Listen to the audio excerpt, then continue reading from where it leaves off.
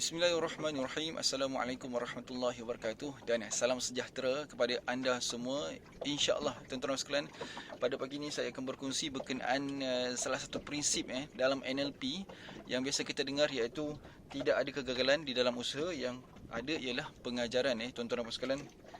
Jadi tuan-tuan sekalian, sebelum tu saya doakan insya-Allah agar anda semua yang mendengar ini sentiasa dalam keadaan yang sihat walafiat, dipermudahkan segala urusan insya-Allah.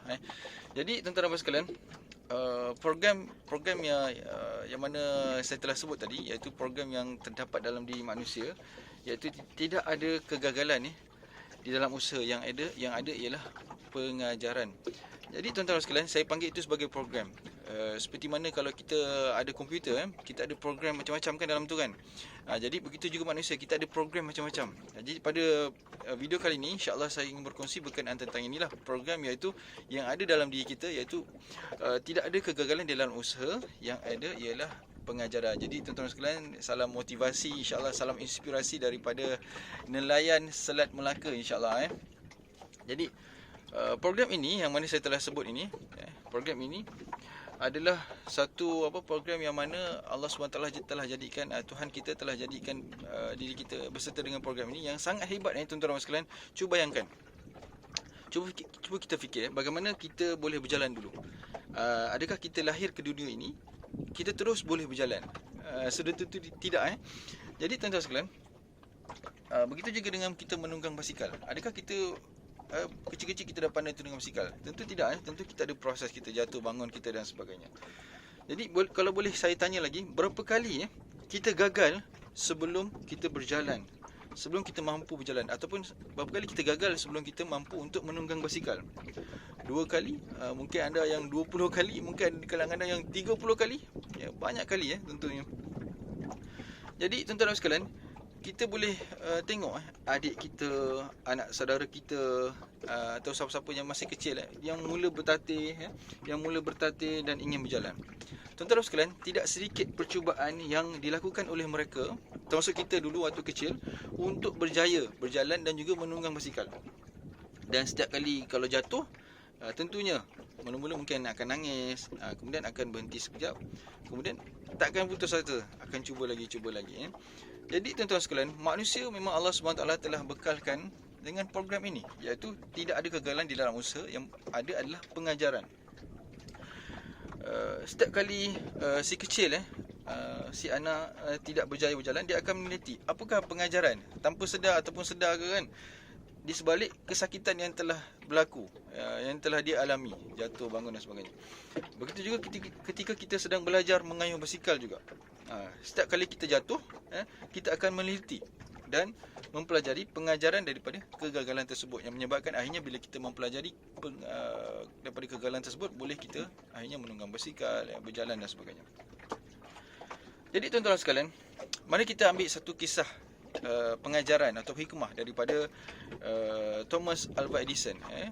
Jadi tuan-tuan sekalian, beliau telah dikatakan telah mencipta mentol dan pengasas kepada General Electric, yang mencuba 6,000 kali tuan-tuan sekalian, 6,000 kali untuk mencipta satu mentol. Jadi ada seorang rakan dia menemui dan berkata, "Kenapa awak masih teruskan kerja awak ini? Bukankah awak sudah gagal?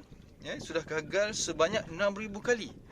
Tetapi tuan-tuan sekalian, Thomas Edison ini mengatakan bahawa, sambil tersenyum, dia kata, "Saya bukan gagal 6,000 kali, tetapi saya sudah berjaya menemui 6,000 cara, 6,000 teknik bagaimana sebuah mentol tidak dapat berfungsi." Jadi bagaimana pemikiran dia, bagaimana dia accept sesuatu kegagalan itu kepada sebuah peluang, sebuah motivasi, sebuah inspirasi, dengan dia mengatakan bahawa bukannya dia gagal, tapi dia telah menemui 6,000 cara bagaimana sebuah mentol tidak dapat berfungsi. Jadi tuan-tuan sekalian, sangat inspirasi daripada kenyataan tersebut. Bagaimana dengan kita juga? Sudah berapa ribu kali kita mencuba strategi, mungkin pemasaran ataupun kaedah membimbing anak, ataupun menyambung pelajaran ke peringkat yang lebih tinggi. Berapa ribu kali sudah kita cuba. ataupun untuk kita kawal kewangan diri kita ke keluarga dan sebagainya. Jadi berapa kali kita cuba dan belajar daripada kesilapan-kesilapan yang berlaku, daripada apa yang kita buat itu. Berapa kali kita cuba belajar. Kalau kita tak letakkan niat ataupun bagaimana untuk kita belajar daripada kegagalan semua, maka kita rugilah. Maka kita tidak lakukan satu perubahan. Jadi tuan-tuan sekalian, selagi mana kita terus berusaha menjadi lebih baik, maka kita insya-Allah tidak akan pernah gagal. Jadi apa maksud gagal sebenarnya? Gagal ini adalah berhenti dan tidak meneruskan lagi. Bukan salah, gagal itu bukan salah. Gagal ini adalah berhenti dan tidak meneruskan lagi, tanpa melihat apa pengajaran yang kita boleh ambil. Itulah gagal. Apabila seorang itu berhenti meneroka daripada belajar, berhenti daripada memperbaiki strategi, dan juga berhenti daripada melakukan usaha yang lebih baik, maka itu barulah dikatakan sebagai gagal. Tapi sekalian, selagi mana kita terus berusaha, dan terus berusaha, insya-Allah dengan strategi yang kita semakin tingkatkan, maka insya-Allah kita tidak akan pernah gagal sehingga akhir hayat kita. Selagi mana kita belajar daripada kesilapan, selagi mana kita memperbaiki strategi dan meneruskan usaha kita, insya-Allah maka kita tidak akan dikenali sebagai satu kegagalan. Jadi tuan-tuan sekalian, katakanlah seorang pelajar IPT mendapat result yang kurang baik ataupun C dalam satu peperiksaan, lalu dia berkata, memang aku tidak dapat markah yang tinggi dalam subjek ni, lebih baik aku tak perlu belajar lagi lah, lebih baik aku main saja. Maka di situlah kegagalan akan bermula, tuan-tuan sekalian.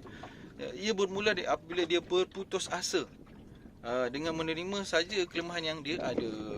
Walaupun sedangkan dia boleh melakukan beribu-ribu macam ikhtiar dan strategi yang lain untuk dia capai satu penambahbaikan ataupun kejayaan ataupun result yang dia nak. Tapi tuan-tuan sekalian, kalau kita buat persiapan dan strategi yang terbaik pada fikiran kita ketika itu, tapi masih lagi kita tidak dapat target yang kita sasarkan, maka kita perlu belajar daripada apa yang telah berlaku. Jangan kita biarkan kegagalan, kesilapan itu berlalu pergi tanpa kita memberikan satu strategi yang terbaik yang kita ada. Jadi tuan-tuan rasa itulah yuran kesilapan bagi orang-orang yang ingin capai kejayaan. Tuan-tuan sekalian, orang yang gagal ni dia berhak mendapat strategi baru daripada kegagalan. Namun tidak semua orang yang pergi menuntutnya. Jadi tuan-tuan sekalian, marilah kita sama-sama ambil iktibar apa saja yang kita buat ini, adakah kita on the track ataupun kalau mungkin kita gagal. Sebenarnya kita bukan gagal, kita perlu memperbaiki pengajaran-pengajaran yang lepas. Gagal adalah bila mana kita stop melakukan perubahan, stop muhasabah diri, stop daripada introspeksi diri. Jadi marilah kita ambil iktibar daripada ataupun pengajaran ataupun sedikit perkongsian ini, insya-Allah, iaitu Allah SWT telah jadikan ada prinsip program yang ada dalam diri kita bahawa tidak ada kegagalan di dalam usaha, iaitu yang ada ialah pengajaran. Sebab apa? Buktinya adalah kita kecil, kita naik basikal, kita berjalan kaki dan sebagainya. Jadi insya-Allah sekadar itu saja perkongsian pada kali ini. Salam motivasi daripada nelayan Selat Melaka. InsyaAllah salam inspirasi. Saya doakan agar anda insyaAllah sentiasa bahagia, berjaya di dunia dan juga di akhirat insyaAllah. Jadi mari kita tengok adakah ada sedikit hasil.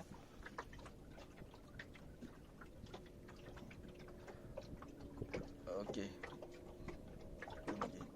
Jadi insyaAllah sekadar itu saja perkongsian pada kali ini. Salam inspirasi. Sila tekan butang subscribe di channel Sumber Inspirasi ini untuk anda sentiasa dapatkan motivasi, inspirasi ataupun tips-tips menarik berkenaan tentang dunia pengembangan diri, tentang bagaimana untuk kita bangkit daripada kegagalan atau bagaimana untuk kita lakukan perubahan dan sebagainya insya-Allah. Semoga saya doakan agar anda semua sentiasa bahagia, berjaya di dunia dan akhirat. Sila kongsikan kepada ramai orang insya-Allah video ini jika anda rasakan bermanfaat, dan jika ada sebarang komentar nyatakan di ruangan komen. Sama-sama kita berdiskusi, sama-sama kita memperbaiki diri kita insya-Allah. Okey, salam motivasi, salam inspirasi daripada nelayan Selat Melaka. Kita jumpa lagi video akan datang. Assalamualaikum warahmatullahi wabarakatuh. Jangan lupa subscribe.